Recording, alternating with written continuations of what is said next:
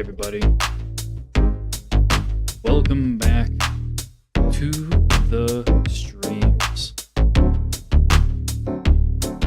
I'm your boss, Joe Boss. And we're going to take it nice and easy for this first stream back. We're going to be doing some month ahead outlooks. We're going to be reading a couple of outlooks as well as going over some charts with some of the tools and indicators that I have built. And enjoy the stream.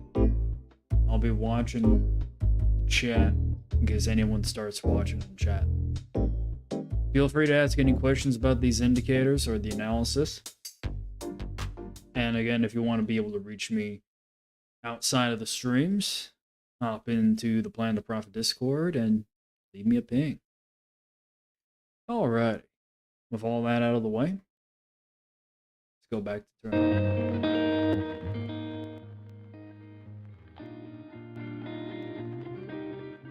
There we go. Have that in the background.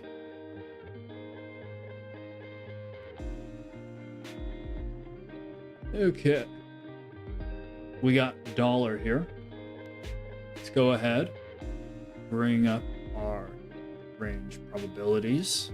These are the closing odds here. So, based off all the available chart data that we have, this seems to be the distribution closes for the month on DXY. We got a lot of closes roughly around this spot by the end of the month and this spot. So this would probably be where you find most of your bearish closes, and right here is where you'd find most of your more neutral, somewhat bullish closes.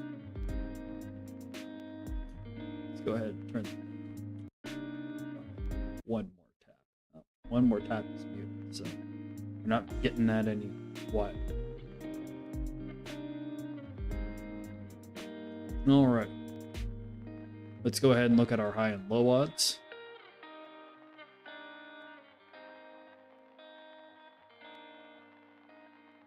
It's kind of in middle of nowhere.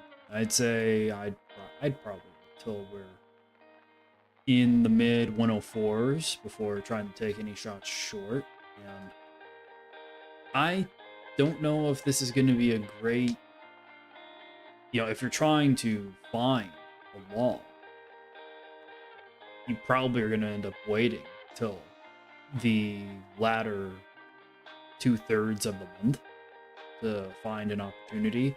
And at that point, you might not get that much of a move. You kind of want that move right off the bat, closer to the beginning of the month here, or buy the dip bullish scenario.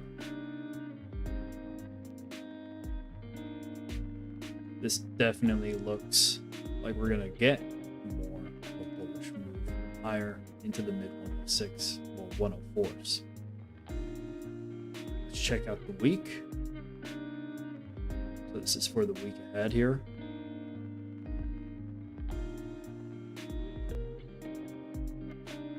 And these are the monthly cones.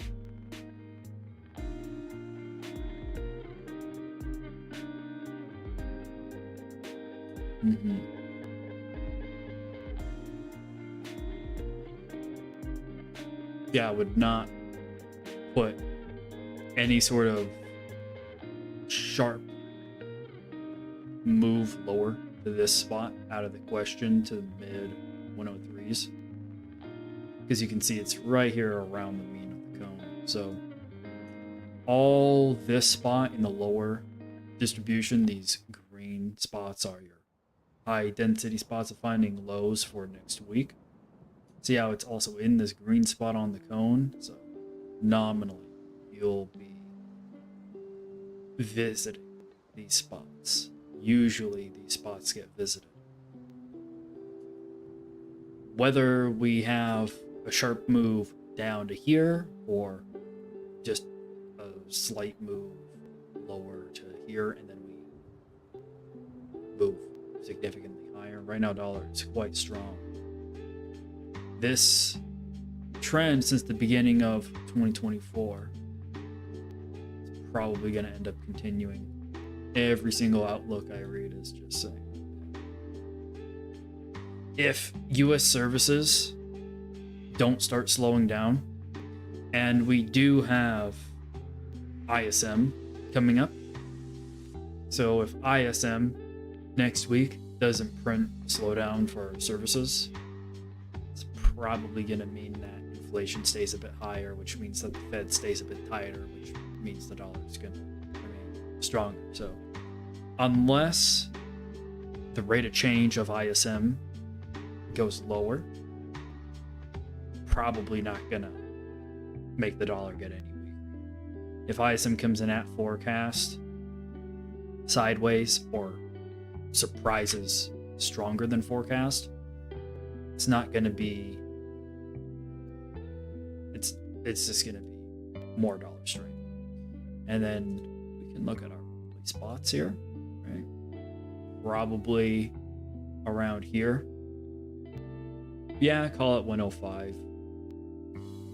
105 in those more bull scenarios. I'd say the problem is once you get past 105, predicting where the top is going to be becomes a bit harder to figure out. I don't know, I'd say if for whatever reason you're spiking up to the mid 106s this month on some, let's say, re-inflationary economic prints over the next 2 weeks, for whatever reason we're trading around 106, there might be a fading opportunity there for some shorts, but note the analysis I'm giving, right? It's like, hey, there's risk to the upside, and hey, once you get to 105, it can be a slippery slope to 106 and a half. Ergo, the net long positioning on dollar and why people have that opinion and those expectations in the first place. All right. Let's go ahead, check out ES. ES and NQ. Oh man, this you do find a lot of your highs for the month on S&P around this spot here. Would not be surprised to see a lower low. I mean, don't get me wrong, around 11% of the time, you find your low in this price range for the month. But then that implies 88.5% to be accurate, roughly 88.5% of the time, your low is somewhere below here. Let's check out if there's any seasonal stuff here. Not too much. Can get out. Not too much. Let's check out the low side.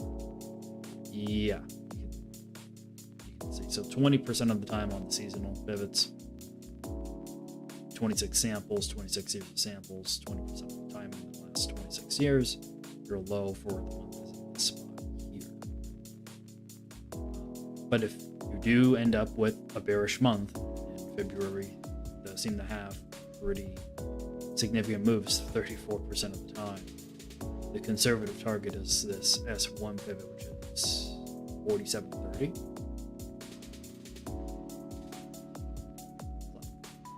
5% drawdown minimum from the current price, that is.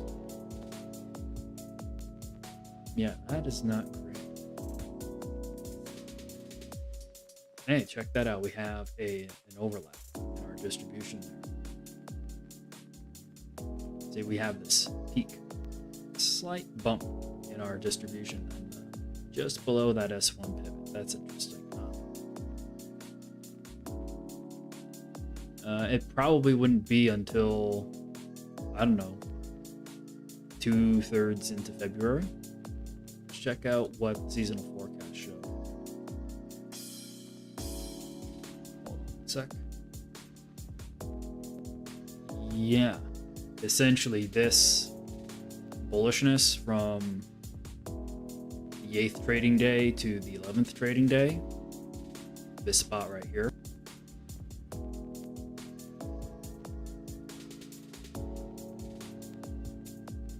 so these candles here show the seasonal forecast, and these are particularly strong bullish seasonal trading days here.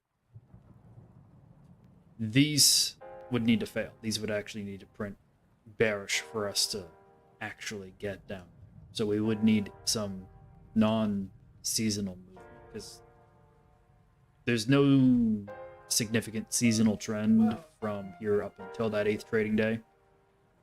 And you don't get any significant bearish seasonal trading days until this 13th, 14th. There's no streak of bearish trading days here. It's just that 13th, 14th, and this 19th trading day. That's that. There's a longer streak here of bullish seasonality. So, I don't know, I'd be cautious on being this bearish, expecting a 5+% pullback in February for whatever reason. There'd have to be a quite significant, hit, frankly, to the economy for whatever reason. I mean, if services, ISM plunged for whatever reason, had a surprise down lower, that would set inflation expectations lower. That would bring up the expectation of rate cuts to actually potentially occur in March. But in order to actually convince the Fed to commit to that and flip on a dime, you would need that 5% plus drawdown. For essentially, if we come down to here and we close sub 48, enough new information might have come to the market to potentially persuade the Federal Reserve to cut in March. That's kind of an interesting thought scenario.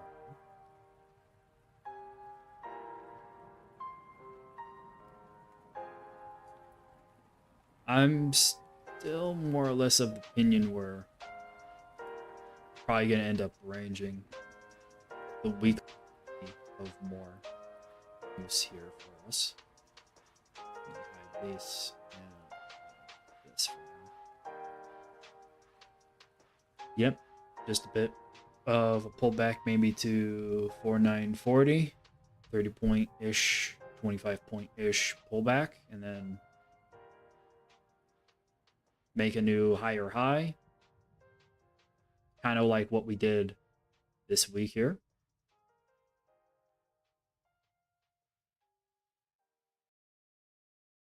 Oh yeah, most of your low. This is a pretty. Oh wow, this is a pretty aggressive week. You get a lot. This is pretty darn bullish week. See, the probability weighted pivot is actually right at that spot. That's a 40-point move lower. Yeah, there's a. I mean, next week over the last 24 years, half around 53, 54% of lows for the week occur between this pivot and this pivot, this 0.5 and R0.5. So that's pretty aggressive bullish wise, because as I say, half the time the low for the week is down here. Yeah, I would expect at least 50-20.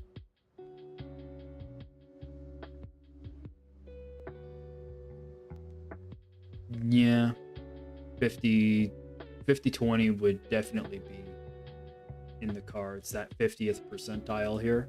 Oh, toggled the wrong indicator there. 50th percentile is here at 50-30, and the peak here of this distribution is roughly at just 5,000. So somewhere here between 50-30 and 5,000 is the play zone, I think, for finding a top next week. At least that's the nominal probability. That's the highest probability setup based off these tools and the assumptions that these tools make. So let's go ahead and plop that in as a forecast if we can get the arrow tool here.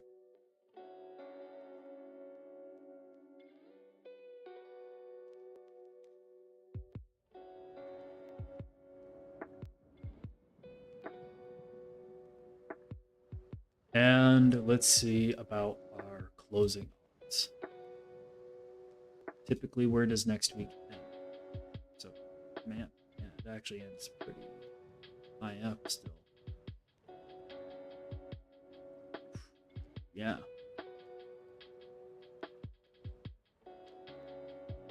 So it likes to move up here and close up here as well. So I'll just use this as my net move.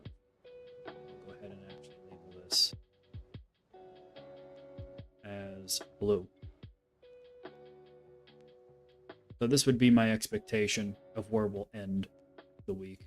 And that's roughly around where I think the high is going to come in. So maybe you end up with a bit more of a spiky high. You know, spiking up to, what is it, the 50-30s to 50-50s? Yeah, somewhere in this range around here. You get a spike on the high and you end up closing down here.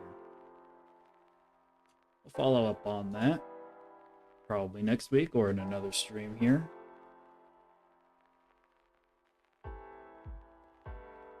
Let's see. How about we go to Bitcoin?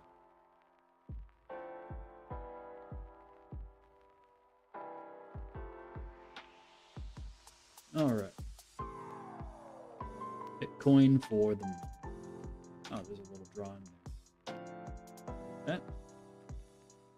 Right, let's go ahead and slap on the cones.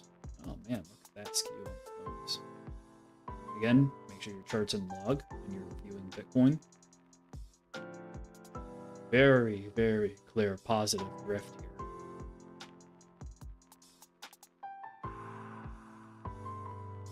And the seasonality here for the 14 years of data we do have are also quite drifted positive.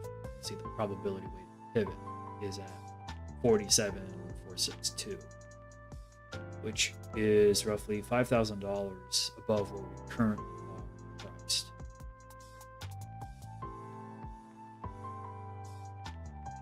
And now let's go ahead and look at our distribution. Well, the distribution here actually is quite negatively skewed. So now we have a decision.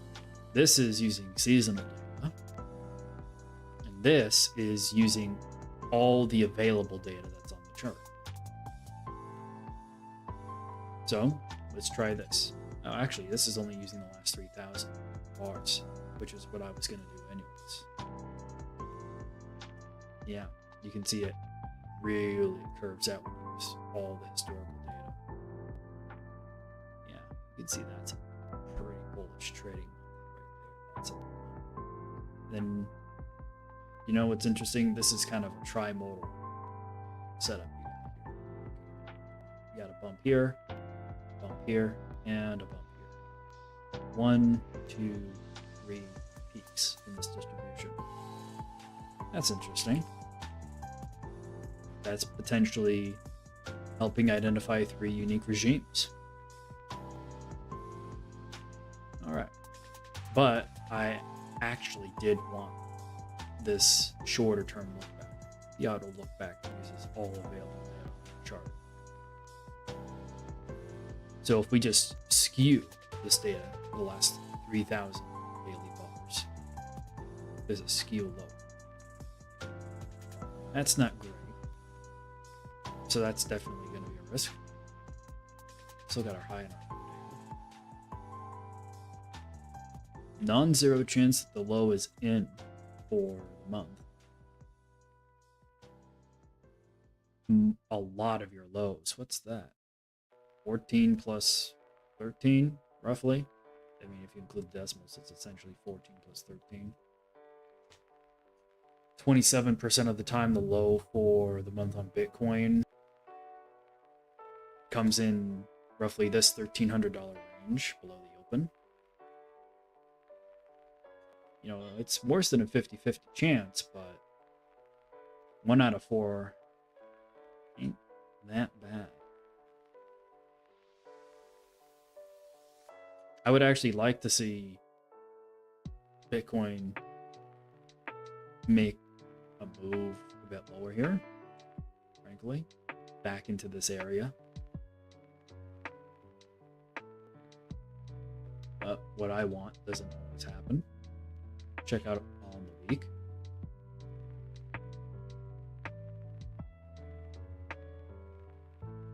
But it seems like we'll end up getting that.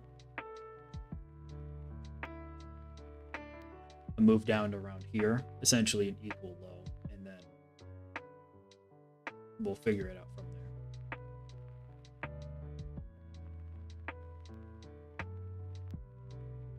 there. And we can go ahead and check out the seasonality as well.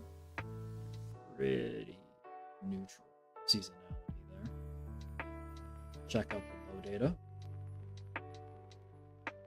Yeah, you can see there's our probability weighted pivot just right there. So I'd say that analysis expecting move to around here. What's this? Call it the 41K range. So between 41 and 42K, find the low for next week. Around, what, 46% of the time, the low on Bitcoin next week over the last 13 years seasonally occurs between these two pivots. And that's about the 41K range from top to bottom. And we can also check out our high odds. Oh, wow. That actually would be pretty good. You got a nice skew up there. Yeah. Essentially, test the low of last week and maybe test the highs of last week as well. So range bound potential. Yeah, super straightforward, and that's all within the nominal range of the monthly cone. This cone is set to a monthly higher time frame, so this cone will match this. At least it should. Doesn't look like it does. Oh, that's because the look back is 500. So it's just anchored to the beginning of the month.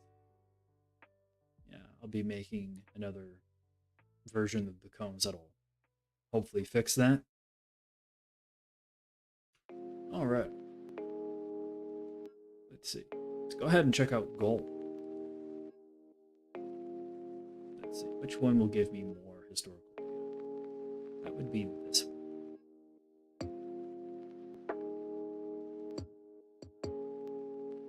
All right. Wow. I definitely think gold's gonna be trading above 250 next week. Be quite unlikely if it doesn't. 80% of the time it'll at least trade above 250.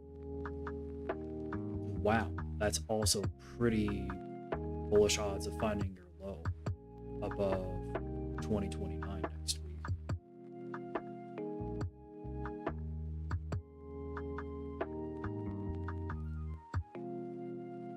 Yeah.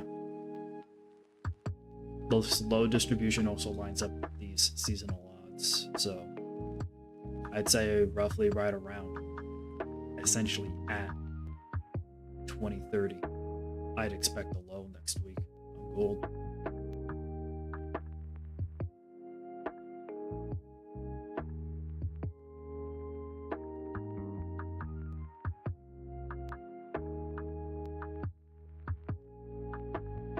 And then you could do something along these lines.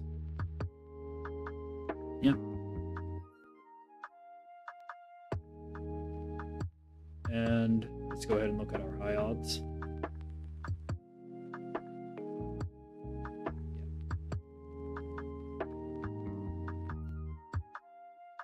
Let's hide the cones so it's a little more readable. And we don't need those pivot points. Yeah, so let's just target this spot here. And notice how this 35% range here for our pivot points. So this is the seasonal, the most likely spot to find your top. Somewhere between these two pivot points next week based off seasonal data for the last 17 years. 35% of the time, the top next week comes in between these two pivots. And then, if you use an actual continuous probability distribution that's sampling the last, well, actually, this is sampling all historical data as much as it can, not seasonal. You find that there's an overlap. And so, we can set some nominal expectation.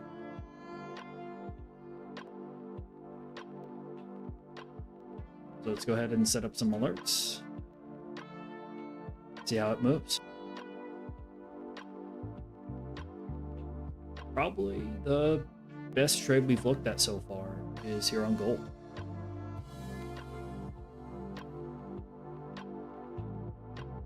Okay. Maybe I should go.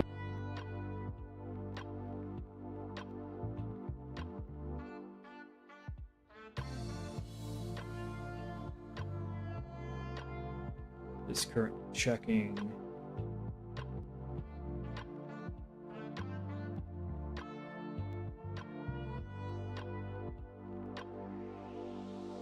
I think you guys who are reading research will go to the Outlooks channel in the Discord and read the outlooks that you want to read.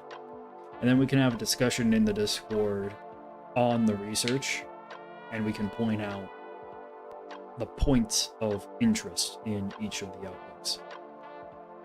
Because I'm not terribly interested right now in pulling up the 20 or so outlooks that I'm reading through right now. I'm reading them up on the stream.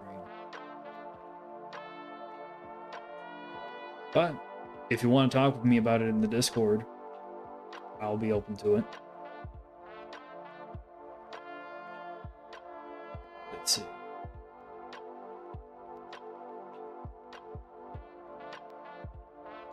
What's interesting is that a lot of these reports become useless real quick. Like today is February the 2nd. No, today's February the 4th. I said that because I'm looking at some documents that were released on the 2nd. Anything that's not released essentially from Thursday or Friday of last week, going, which is the 1st or 2nd of February, anything that's not released then has to, before then, you got to read stuff on Thursday, Friday, essentially. It's just, so much information changed from Wednesday to Thursday last week that just, you got to read as much recent stuff as possible. That's the main point. Read as much recent stuff as possible.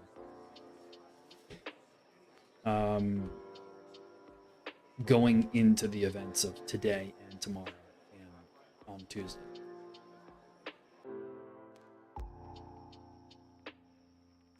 Because once Monday, Tuesday, Wednesday rolls around, those outlooks aren't going to be terribly useful anymore. And you're going to have to read a new set of outlooks that have a new set of expectations.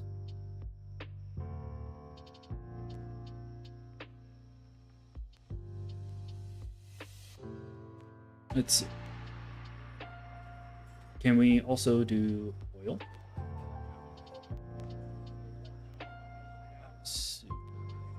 Super. Quite autocorrelate. Oh. At least decently.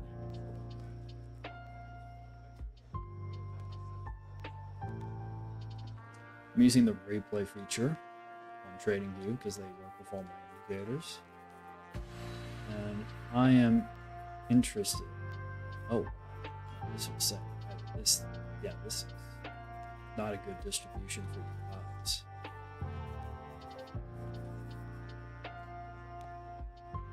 Oh, yeah, 100% this was not. Oh, man. Probability way to pivot. Yeah.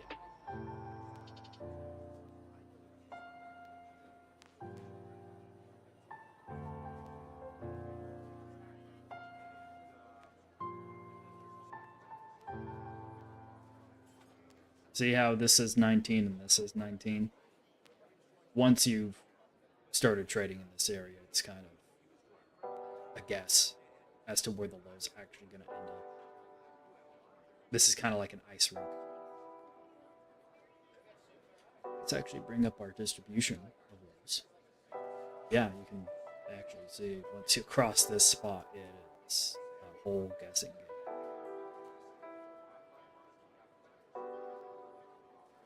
Yeah, this is tail stuff. How about for next week, though? Well, probably a bit lower, it seems. I mean, I'd be very cautious if it goes below 69.62, because that's, now you're talking about the end of the mid-60s. But I'd say this thing checks 70 or 71. So in that $2 price range between 70 and 72, the soul essentially probably needs to check. But this is like the reverse of what happened last week. 80% of the time, the high is above 75 and 80. So I don't necessarily know where the thing's gonna bottom out, but I'll have buy the dip expectation.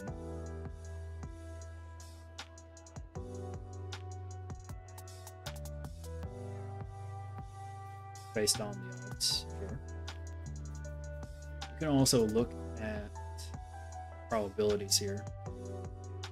Yeah, that's definitely an overshoot for the week.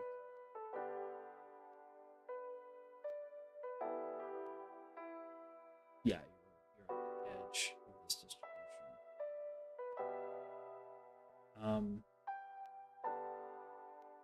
Pretty darn good potential for a rebound.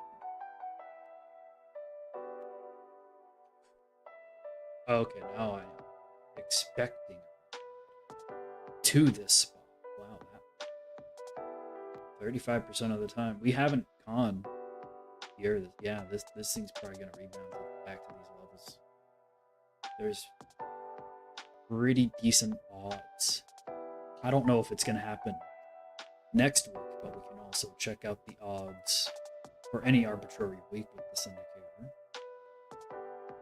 So we're currently on week 6. So let's check out the following. So this is now 2 weeks ahead. Yeah, and that's still in the cards too. So, and there's 30% here in this tail. Yeesh. So it's really more like you could get the first swing up to here, and then you can get another move. Like 30% of the time, you get a very volatile move 2 weeks from now. So maybe that'd be some good time for research, frankly. Yeah, and then you can see the bullish seasonality also comes in at that same time in about 2 weeks from now. This spot around here, this bullish seasonality.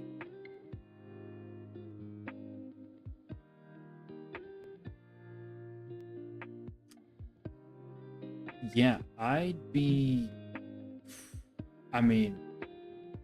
essentially, unless you're expecting a continuation for whatever reason, a crash in the oil market for whatever reason, black swan event. I mean, you go below this spot here. The low is lower than here, 17-ish% of the time, so you're already at the edge of the distribution.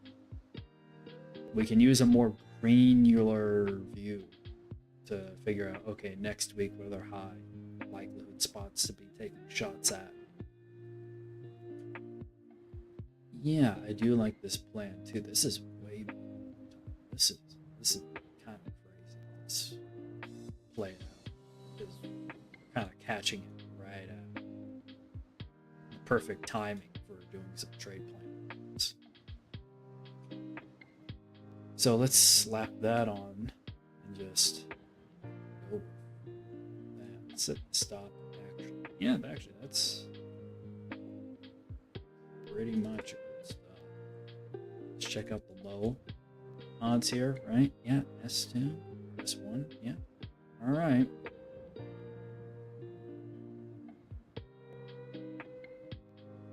Let's go with that. Give this thing 2 weeks to do its thing. And I think with that, and then you can clearly see that's the tail risk scenario you want to be avoiding 20% of the time. Over the last 34 years, the low for the month of February is between S1.5 and S2, which is way down here, right? Actually, that matches up with these prior lows here. So if it does start moving all the way down here, you want to know where to get the hell out. And this will probably save you. Yeah, it saves you about 3 bucks. And that's about a $2 stop, a little less. Yeah. So risk reward wise, that's looking pretty smart. Okay. Nice, chill stream. We're in 42 minutes. I'll go ahead and say thank you guys for watching. And with this all done and these plans said, I'll let any of you guys who want to follow up on these ideas follow up with me on these ideas in the Discord or on the stream. I'll probably be streaming tomorrow, frankly, now that I'm all set. Just kind of got to get the energy back in me. Been programming for like the last 6 hours. So, making good progress, getting some good work done. looking forward to more features on these indicators. And I think with that all said, I'll be on again shortly. I'll see you guys in a bit.